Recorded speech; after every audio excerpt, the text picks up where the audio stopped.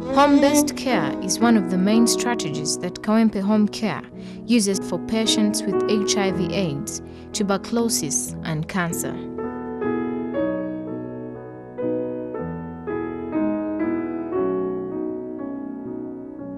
This is done by a team of community volunteers who have been trained in HBC and by clinicians including nurses, doctors, and counselors.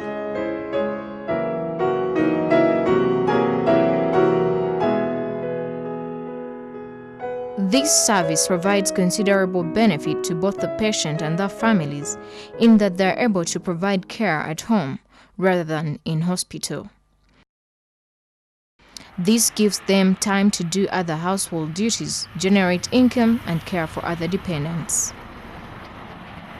In our situation, we provide home-based care to people who are critically ill, people who are bedridden with chronic ailments, people with advanced AIDS or with cancer advanced, people who are acutely ill, who have got acute infections. For instance, acute infections like tuberculosis or malaria.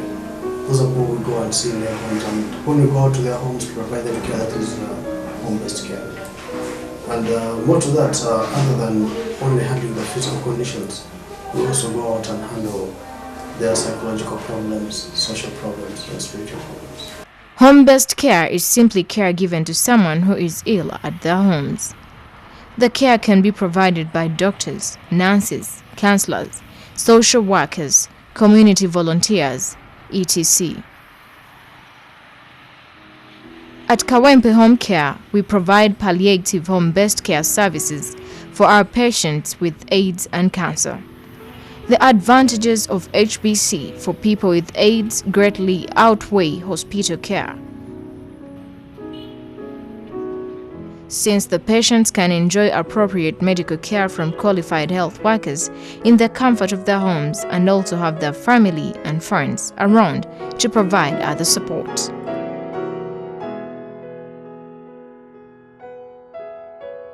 It involves sick people being surrounded by people they love and are familiar with. Most of our patients are in the homes and they can hardly get access to hospitals. So if a patient gets an opportunity to be seen in her own environment, that's the best way, and it eases a lot of problems. First of all, these patients do not have money to take them to the hospitals.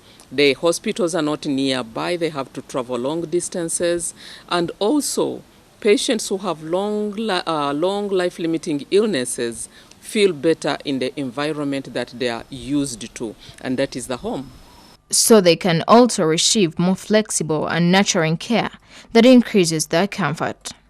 It also diminishes the risk of infection that can arise from alternative environments.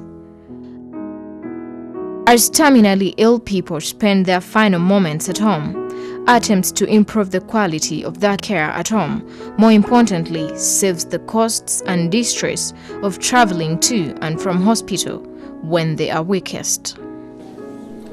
We treat the patient holistically. We involve family members and relatives. So we support a patient in a unique way. Secondly, the most important thing I think that is more valuable is the care we give right in people's homes. We have established a community network of care in all parishes that we serve. And we have trained persons living with HIV. They have now become expert clients in caring for the patient. I see this as a great achievement because they have been able to save people's lives right in their homes and in the villages where there is no doctor. The family would then devote the time for traveling to and from hospital, on housework, and looking after other family members, while also saving the expenditure on hospital bills.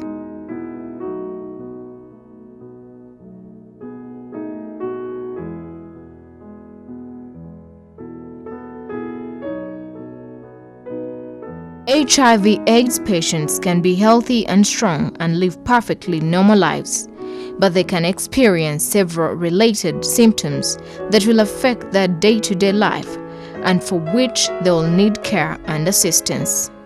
Given the often debilitating effects of AIDS, patients also need assistance performing basic household tasks, including washing, cooking, feeding, cleaning, purchasing household essentials, going to the toilet, and others.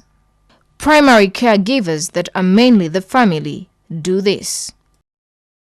Kawempe Home Care has, however, taken on other HIV/AIDS related tasks that are a matter of necessity. These include obtaining, administering, and supporting adherence to antiretroviral medicines and medication for treating HIV-related pain and distressing symptoms. You can imagine a family with somebody who is sick. They don't know what to do, they don't have knowledge about the disease, they fear to touch the patient, they fear to get infected. All those problems are relieved by the home-based care team coming, educating them, counseling them, talking to them, teaching them how to help their patient, methods of preventing infection from the family, and general education of what the patient is going through. And all that helps to relieve the psychological and emotional burdens from the patient, the family, and the community in general. Yeah. Home-based care often results from the necessity. The costs, both direct like paying for transport and indirect like time lost from work, that are associated with regular hospital visits, make the approach an inevitability rather than a choice.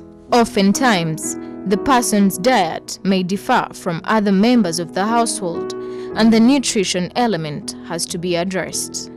The home-based model of care provides for people's social, psychological, and emotional needs, often termed psychosocial needs, which everyone has, but which are often broader and more severe if living with HIV. Home-based care at Kawempe Home Care involves trained health workers or volunteers linked to the community that make visits to people's homes for perhaps 1 or 2 hours.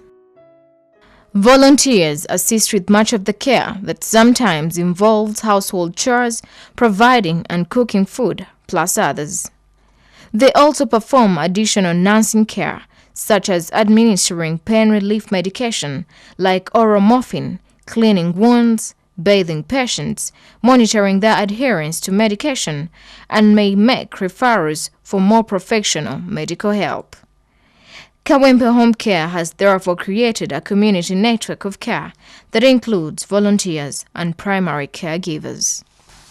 Omulimu omunene ogwa community worker kwegamba ffe abasawo abasookerwako era ffe abamanyi omulwadde ono yasuza atya kuba kakati batugabira community ebitundu n'obeera nti kakati ono ali mu Kakungulu zone, ono ali mu gundi wali nga Luteete, ono wuuna ali wano Komamboga.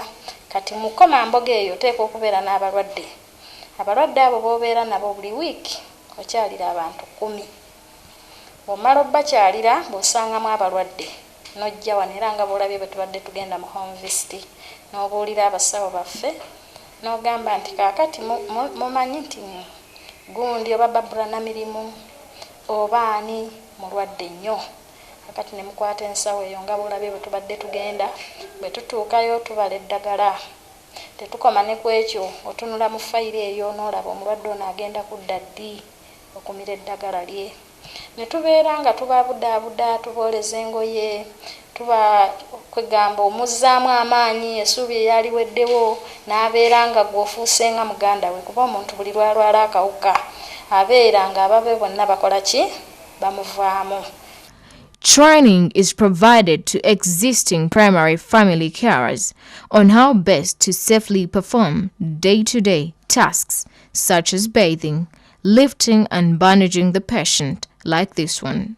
Primary caregivers and the community volunteers are thus both contributors to the tasks of caring for patients. Nevertheless, there are certain difficult situations that do arise, quite challenging for the home care. Social stigma for the sick, isolation, at times social judgment or discrimination. The regular contact between the Kawempe Home Care team and the family through the weekly visits relieves an ill person and their family's sense of isolation. And the relationship created between family and Kawempe Home Care becomes a doorway to avenues of psychosocial support during the patient's illness and following their death. This includes school fees support for AIDS orphans and vulnerable children, food support, basic needs like clothes, beddings, and sometimes shelter. The volunteers also provide the much-needed emotional support through counseling, which encourages the patient to take the medication and provides comfort in time of distress. I mean, many of them are people who are living with HIV, and they have seen the benefit of this kind of service. And once they go out and they support people, they actually use themselves, they give their own testimonies of how they have benefited from this service. And that in itself encourages people who are on antiretroviral medication or on TB medication to actually try to cope with the volunteers and be like them. You know, if somebody comes and says, I took my medication, I was like you, I was in this kind of situation, if you do the same, your life could change for the better. And that really helps a lot, and it's really, I found that to be very positive and has given us good outcomes. In this poor community, patients cannot be attended to around the clock, and the KHC team has limitations on what can be done. For the voluntary home-based care workers, there is challenge of a work overload and burnout as a result of traversing many places providing services.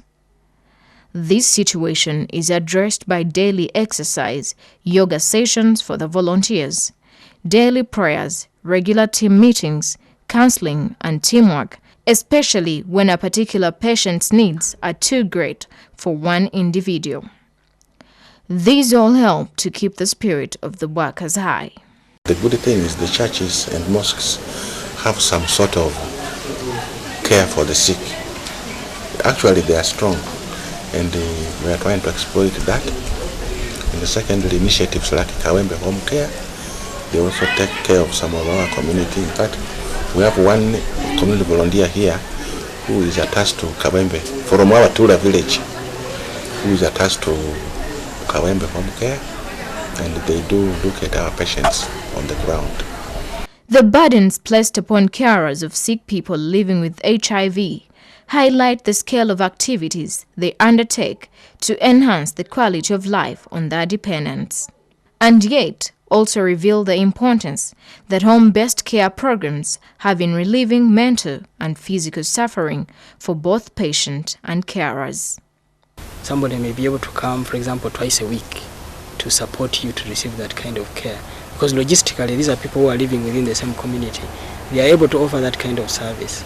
But with home-based, with an institution kind of care, you cannot afford that. First of all, in that one, you have very many patients. You cannot tailor your services to the needs of an individual to that level. But if you're in a home care initiative, home-based care, you are able to see who needs, for example, nursing care at home. They may be, for example, paralyzed and they need some kind of special services towards them. They may be that they're able to do a lot of things, but there are things around the house that they can't be able to access easily, and somebody comes there. Some may be having some mental issues, and they are very forgetful, and you need somebody to go and remind them to take their medication. So all those you can manage. You can tailor your services to the needs of a particular individual with a home care based model. When a family member falls sick as a result of HIV, not only does that individual's inability to work lessen family income, so too does the fact that carers will spend less time making money, devoting a lot of time to providing care. This has the effect of making the family even more poor. At Kawempe Home Care, it calls for provisions that will support such people in order to have them sustain taking their doses.